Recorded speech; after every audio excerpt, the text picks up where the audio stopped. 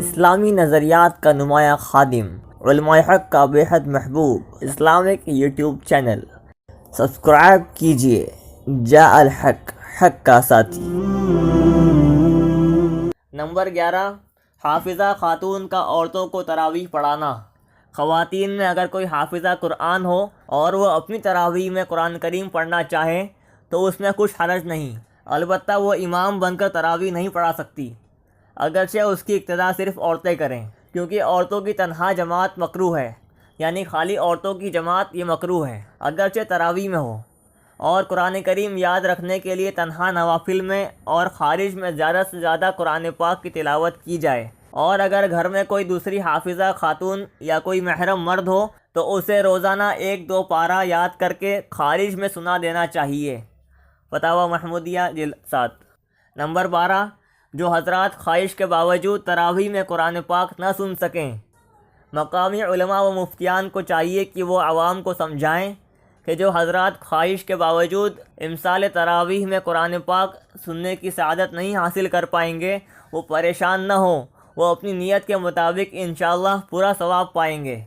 لہذا مسلمانوں کو محض جذبات سے اوپر اٹھ کر ملک و ملت کے مفاد میں اکابرین ملت کی ہدایات پر عمل پیرا ہونا چاہیے، ان کی خلاف ورزی ہرگز نہیں کرنی چاہیے۔ نمبر 13، ختم سحر اور اذان فجر میں جنتریوں کا اختلاف۔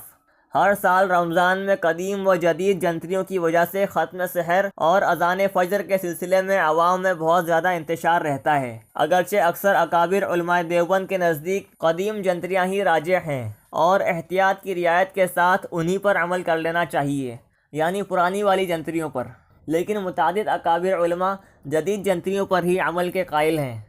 اس لیے جن علاقوں میں قدیم و جدید جنتریوں کو لے کر مقامی علماء کا اختلاف ہو، وہاں انتشار سے بچنے کی مناسب شکل یہ ہو سکتی ہے کہ ختم سحر کے اعلان اور اذان فجر میں قدیم و جدید دونوں ہی جنتریوں کا لحاظ کر لیا جائے۔ چنانچہ اس کے لیے جب دیوبند اور دیگر متعدد علاقوں کی جدید جنتریوں کا قدیم جنتریوں سے موازنہ کیا گیا، یعنی کمپیئر کیا گیا، تو ختم سحر یعنی صبح صادق کے وقت میں زیادہ سے زیادہ 8-10 منٹ کا فرق سامنے آیا۔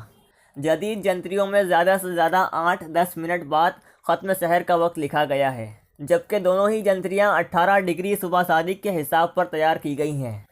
پس احتیاط یہ ہے کہ ختم سحر کا اعلان قدیم جنتریوں کے حساب سے کیا جائے اور فجر کی اذان ختم سحر سے 10 منٹ بعد کہی جائے۔ اس صورت میں لوگوں کے روزے بھی بلا شک و شبہ صحیح و درست ہوں گے،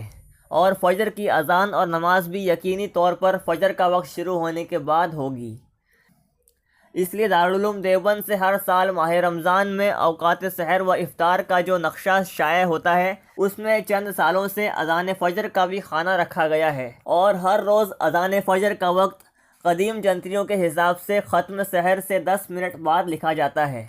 لہذا اگر پورے ملک کے مسلمان اس تجویز پر عمل کریں گے تو قدیم و جدید جنتریوں کے اختلاف سے عوام میں انتشار نہ ہوگا اور پورا رمضان خیر و عافیت کے ساتھ گزرے گا انشاءاللہ تعالی۔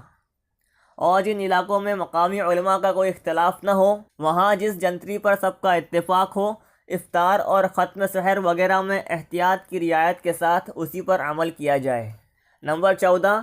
مساجد سے افطار اور ختم سحر کا اعلان۔ لوگوں کو افطار کی اطلاع بذریعہ اذان یا بذریعہ اعلان یا سائرن حسب سابق مساجد سے کی جائے، اور ختم سحر کا اعلان بھی حسب سابق مساجد سے کیا جائے، اور لوگ اسی کے مطابق افطار اور ختم سحر کریں۔ اور بعض علاقوں میں جو 1.5-2 گھنٹہ پہلے سحری کا اعلان شروع ہو جاتا ہے اور ختم سحر تک جاری رہتا ہے، یہ برادران وطن کے لیے اور مسلمانوں میں بیمار و پریشان لوگوں اور عبادت کرنے والوں کے لیے ان کی نیند اور عبادت وغیرہ میں خلل اور پریشانی کا باعث ہوتا ہے، لہذا اس سے پرہیز کیا جائے۔ نمبر 15، مساجد میں افطار کا نظم نہ کیا جائے۔ بعض علاقوں میں مساجد میں عمومی افطار کا نظم ہوتا ہے اور وہاں عام طور پر لوگ مساجد ہی میں افطار کرتے ہیں، تو ایسے علاقے والوں کو بھی چاہیے کہ اس مرتبہ رمضان میں اپنے اپنے گھروں پر ہی افطار کریں، مساجد میں افطار نہ کریں۔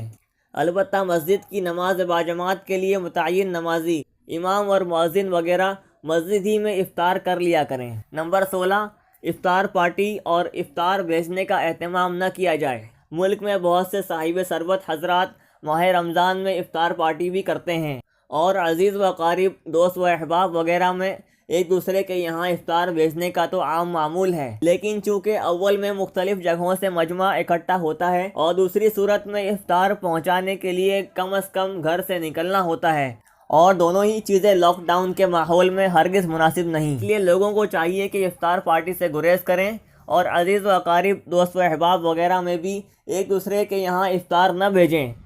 البتہ اگر افطار کرانے کی فضیلت اور ثواب حاصل کرنے یا صلہ رحمی وغیرہ کے لیے ضرورت مند عزیز و اقارب و احباب وغیرہ کو افطار کے پیسے دے دیے جائیں اور وہ کسی دن اپنے گھر ان پیسوں سے افطار کا نظم کر لیں تو اس میں کچھ حرج نہیں، یہ بھی ایک قسم کی دعوت ہے۔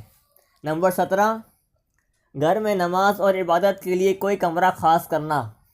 آج کل لاک ڈاؤن کی وجہ سے اکثر لوگ گھر ہی پر نماز پڑھ رہے ہیں، لہذا جن لوگوں کا گھر وسیع و کشادہ ہو انہیں نماز کے لیے کوئی کمرہ خاص کر لینا چاہیے تاکہ سب اہل خانہ یعنی گھر والے وہیں نمازیں ادا کریں اور وہیں قرآن پاک کی تلاوت اور ذکر و اذکار وغیرہ کریں، اور اگر اہل خانہ میں کوئی شخص رمضان کی راتوں میں جاگ کر عبادت کرنا چاہے تو اسے اور دیگر اہل خانہ کو کوئی پریشانی نہ ہو اور اس کمرے کو خوب پاک صاف رکھا جائے، اور اگر گھر میں وہ خواتین بھی ہوں جن کا گھر کے بعض مردوں سے پردہ ہو تو خواتین کے لیے نماز کا الگ کمرہ رکھا جائے، یا مردوں اور خواتین کے نماز کے اوقات الگ الگ ہوں، یعنی کمرہ ایک بھلے ہو نماز کے لیے خاص مگر اوقات یعنی وقت الگ الگ کر لیے جائیں۔ نمبر 18، رمضان المبارک کے اخیر عشرے کا اعتکاف۔ رمضان المبارک کے اخیر عشرے کا اعتکاف سنت مؤکدہ علی الکفایہ ہے، یعنی محلے کی مسجد میں کسی ایک شخص کا بنیت اعتکاف 20ویں تاریخ کو غروب آفتاب سے کچھ پہلے مسجد پہنچ جانا اور عید کا چاند ثابت ہونے تک مسجد ہی میں رہنا سنت مؤکدہ علی الکفایہ ہے۔ اگر پورے محلے والوں میں سے کسی نے اعتکاف نہیں کیا تو سب اہل محلہ کو ترک سنت کا گناہ ہوگا، لہذا موجودہ حالات میں لاک ڈاؤن کی وجہ سے مسجد کی نماز باجماعت کے لیے متعین نمازیوں میں سے کوئی ایک اعتکاف بھی کر لے تاکہ سنت مؤکدہ علی الکفایہ کی ادائیگی ہو جائے، اور اگر اخیر عشرے میں بھی لاک ڈاؤن رہے تو اہل محلہ میں کسی اور کو اعتکاف کی اجازت نہ دی جائے تاکہ مسجد میں 5 سے زیادہ نمازی نہ ہوں۔ نمبر 19، مردوں کے لیے گھروں میں اعتکاف کا حکم۔ مردوں کے لیے اعتکاف میں مسجد شرعی شرط ہے، لہذا گھر میں نماز کے لیے جو کمرہ خاص کیا گیا ہو اس میں مردوں کا اعتکاف درست نہیں، البتہ عورتوں کا اعتکاف گھر کی مسجد میں درست ہے۔ نمبر 20، اخیر عشرے کی طاق راتیں۔ رمضان کے اخیر عشرے کی طاق راتوں میں شب قدر کی تلاش میں شب برات کی طرح اپنے اپنے گھروں میں رہ کر ہی انفرادی طور پر نوافل، تلاوت قرآن پاک، اذکار و اوراد اور دعاؤں کا اہتمام کیا جائے۔ اس کے لیے گھروں سے باہر نکلنے، مساجد میں جمع ہونے یا پاس پڑوس کے مکانات میں جانے سے پرہیز کیا جائے۔ نمبر 21، کھانے پینے وغیرہ ضروری اشیاء کی خریداری میں حکومت کے قانون و ضابطے کی پابندی۔ رمضان المبارک میں لاک ڈاؤن کے ایام میں کھانے پینے وغیرہ کی ضروری اشیاء کے لیے انتظامیہ کی طرف سے جو نظام تجویز کیا جائے سب مسلمان اس کی پابندی کریں، یعنی اگر موبائل فون کے ذریعے سامان منگانے کا آرڈر ہو تو دکانداروں کو فون کر کے ہی سامان منگائیں، خود دکانوں پر نہ جائیں اور نہ بچوں کو بھیجیں، اور اگر کچھ وقت کے لیے دکانیں کھلنے کا نظم ہو تو متعینہ اوقات میں ہی سامان کے لیے گھروں سے نکلیں اور سامان خرید کر جلد از جلد گھر واپس ہو جائیں، اور بلا ضرورت گھر سے باہر وقت نہ گزاریں۔ اور اگر لاک ڈاؤن کی وجہ سے رمضان میں کھانے پینے کی اشیاء میں کچھ کمی رہے تو صبر و تحمل سے کام لیں، اس پر بھی انشاءاللہ اجر و ثواب ملے گا۔ نمبر 22، صدقہ فطر اور روزوں کے فدیے سے مسلمان مستحقین کی مدد۔ صدقہ فطر عید الفطر کے دن صبح صادق کے وقت واجب ہوتا ہے، اس سے پہلے اس کی ادائیگی واجب نہیں، لیکن اگر کوئی شخص رمضان یا رمضان سے پہلے ادا کرنا چاہے تو مفتی بقول کے مطابق یہ بھی جائز ہے۔ اسی طرح جن معذورین کے لیے روزے کی جگہ فدیہ دینا جائز ہے وہ پورے مہینے کے روزوں کا فدیہ شروع رمضان میں بھی ادا کر سکتے ہیں، لہذا جو لوگ غریب و مستحق مسلمانوں کی مدد کرنا چاہتے ہوں وہ صدقہ فطر سے رمضان سے پہلے بھی مدد کر سکتے ہیں اور روزوں کے فدیے سے رمضان شروع ہونے کے بعد۔ نمبر 23، رمضان میں حسب سابق دینی مدارس کا بھی خیال رکھا جائے۔ دینی مدارس ہندوستان جیسے ملک میں ملت اسلامیہ کے لیے ریڑھ کی ہڈی کی حیثیت رکھتے ہیں اور ان کی جملہ ضروریات و اخراجات کا مدار عام طور پر مسلمانوں کے چندے پر ہوتا ہے، اور زیادہ تر چندہ ماہ رمضان میں ہوتا ہے۔ لہذا تمام اہل خیر حضرات سے درخواست ہے کہ ضرورت مند اور پریشان حال لوگوں کا خیال رکھنے کے ساتھ دینی مدارس کا بھی خیال رکھیں، اور اپنا مالی تعاون معتمد ذرائع سے از خود مدارس تک پہنچانے کی کوشش کریں یا اپنے پاس ہی محفوظ رکھیں، اور جب مدارس کے سفراء پہنچیں تو انہیں دے دیں۔ نمبر 24، ماں باپ اور سرپرست حضرات بچوں پر کنٹرول کریں۔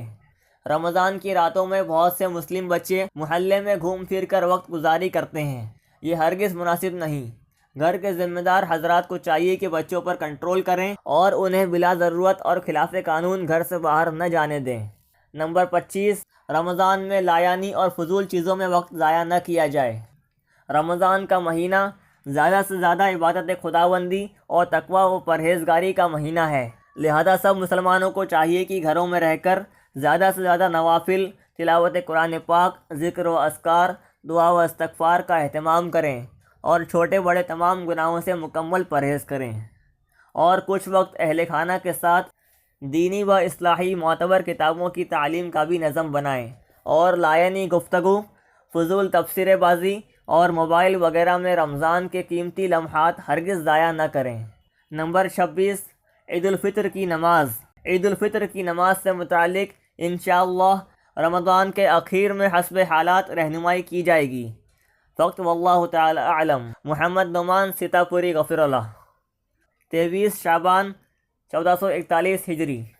مطابق 18 اپریل 2020 شنبہ۔ اگر کوئی بات آپ کے سمجھ میں نہ آئے اس میں سے تو آپ نیچے کمنٹ باکس کے ذریعے پوچھ سکتے ہیں، اپنی بات لکھ کر پوچھ لیں، انشاءاللہ نظر پڑتے ہی مناسب جواب دیا جائے گا۔ اللہ پاک ہم سب کو عمل کی توفیق نصیب فرمائے۔ دوستوں، ایک درخواست ہے آپ سب سے کہ اس ویڈیو کو ہر جگہ پہنچائیں۔ تمام ملک ہندوستان کے ہر گھر میں یہ باتیں پہنچنی چاہیے تاکہ تمام مسلمانوں کا ان سب قیمتی باتوں پر عمل کرنا آسان ہو۔ اللہ پاک ہم تمام کو رمضان کا مہینہ خیر و عافیت کے ساتھ گزارنے کی توفیق نصیب فرمائے۔ ملتے ہیں انشاءاللہ اگلے ویڈیو کے ساتھ۔ اگر آپ نے ہمارا چینل جاء الحق کو سبسکرائب نہ کیا ہو ابھی تک تو براہ کرم سبسکرائب کر لیں اور بنے رہیں ہمارے ساتھ یوٹیوب پر۔